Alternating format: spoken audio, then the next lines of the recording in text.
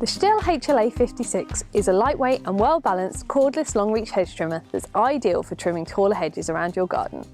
You can trim branches of up to 16mm in diameter with the HLA 56, and with an impressive 100-minute runtime using the recommended AK20 battery, this powerful hedge trimmer will make short work of tall hedges, trimming through up to 380 square metres of hedge in one charge.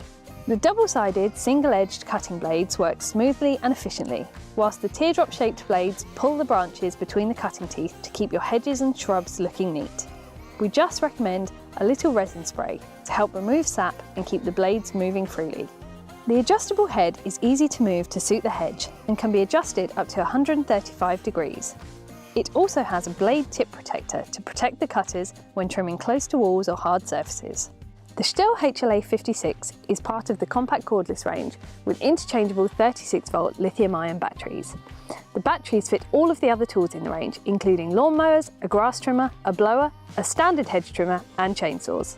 The total length of the HLA 56 is 210 centimetres, but it can be easily taken apart without the need for tools for neat storage in the shed.